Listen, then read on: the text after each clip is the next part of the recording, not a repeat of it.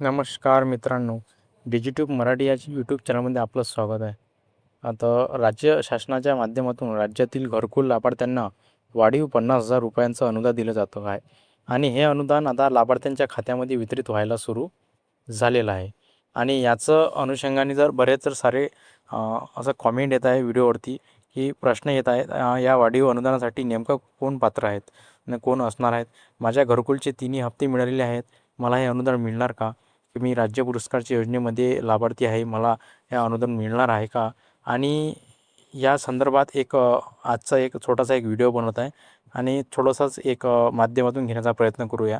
आणि राज्य शासनाच्या माध्यमातून 4 एप्रिल 2025 रोजी राज्यातील घरकुल योजनेच्या लाभार्थ्या वाढीव ₹50,000 अनुदान देण्याचं मंजुरी देण्यात आलेली होती आणि यांच्यापैकी ₹35,000 बांधकामचे तर ₹15,000 सोलरसाठी अशाप्रमाणेच अनुदान देण्यासाठी मंजुरी देण्यात आलेली होती.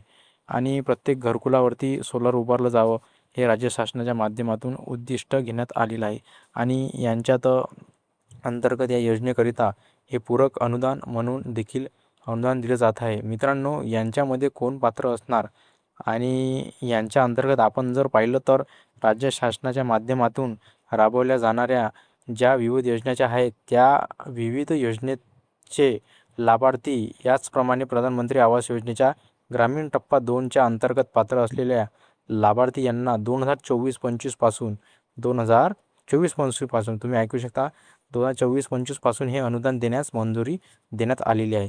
आणि केंद्र शासनाच्या माध्यमातून 2025 आणि 24-25 जो प्रधानमंत्री आवास योजनेचा टप्पा 2 टप्पा राबवण्यासाठी मंजुरी दिलेली आहे. आणि हा टप्पा जो 2028-29 पर्यंत राबवला जाणार आहे.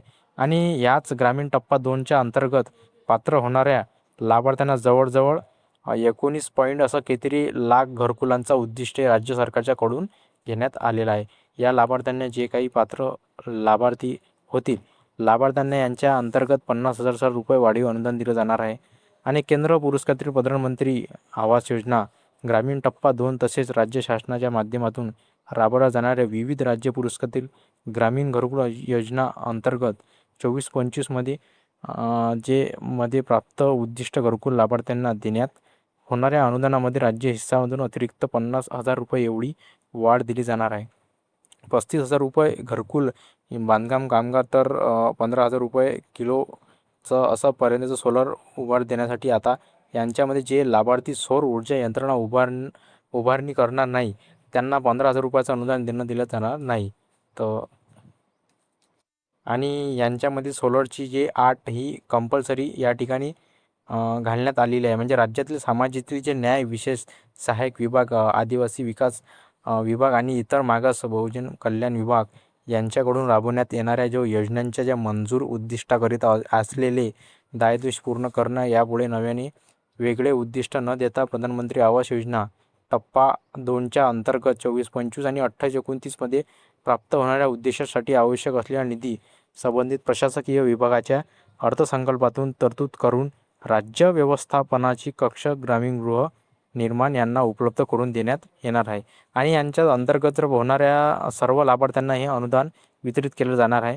आणि यांच्या अंतर्गत आपण जर पाहिलं तर राज्य शासनाच्या रमई आवास योजना असेल, शबरी आवास योजना असेल, तर आदिम आवास योजना असेल, तर विमुक्त जाती भटक्या जमातीसाठी राबवली जाणारी एक यशवंत चव्हाण मुक्त वसाहत योजना असेल, इतर मागास सर्व वर्गीय प्रवर्गासाठी मोदी आवास योजना असेल, किंवा इतर सर्व जे योजना याच्या 24-25चे जे उद्दिष्ट आहे, त्यांच्या उद्दिष्टामधील लाभार्थी प्रधानमंत्री आवास योजनेच्या टप्पा 2 मधील लाभार्थी ह्या सर्व 24-25 मधील जे लाभार्थी असतील, त्या लाभार्थ्यांना हे अनुदान दिलं जाणार आहे.